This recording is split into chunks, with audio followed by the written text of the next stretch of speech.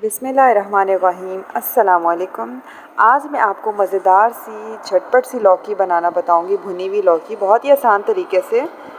सबसे पहले मैंने लौकी ली है और लौकी को जो है मैंने कट कर लिया है इस तरह से, और ये है 1.5 किलो के करीब लौकी है।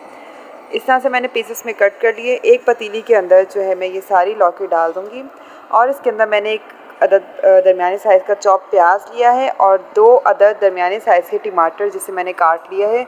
ये दोनों चीज़ें मैं लौकी के अंदर डाल दूँगी।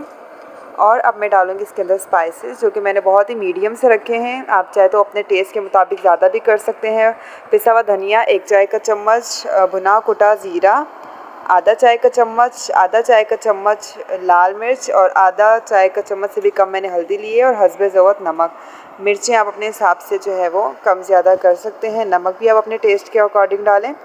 तो ये स्पाइसेस भी सारे मैंने ऐड कर दिए हैं। 1 कप मैंने पानी डाल दिया है और इसे दरमियानी से हल्की आंच में आधे घंटे के लिए पका लूँगी। आधा घंटा हो गया है और लौकी भी गल गई है। अब मैं आंच को तेज़ करके पानी खुश करूँगी और मैं इसके अंदर आधा कप के करीब तेल भी डाल दूँगी और तेल डालकर मैं अच्छे से भून लूँगी।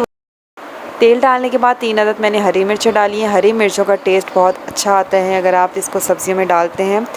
तो बस हरी मिर्च डालकर मैं अच्छे से भून लूँगी लौकी को, जब तक इसमें से तेल अलहदा ना हो जाए।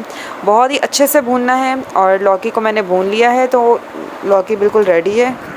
तो देखा कितनी झटपट सी रेसिपी है। जब आपको कुछ भी समझ में ना आ रहा हो और दिल भी नहीं कर रहा हो तो बस आप झटपट से ये बना ले। कम टाइम में आपकी मज़ेदार सी लौकी बनकर तैयार हो जाएगी और भुनी हुई लौकी बहुत मज़े की लगती है। उम्मीद है आपको रेसिपी पसंद आई होगी। रेसिपी पसंद आई हो तो इसे ज़रूर लाइक करें। चैनल पर नए तो चैनल को लाज़मी सब्सक्राइब करें। Thank you. अल्लाह हाफ़िज़।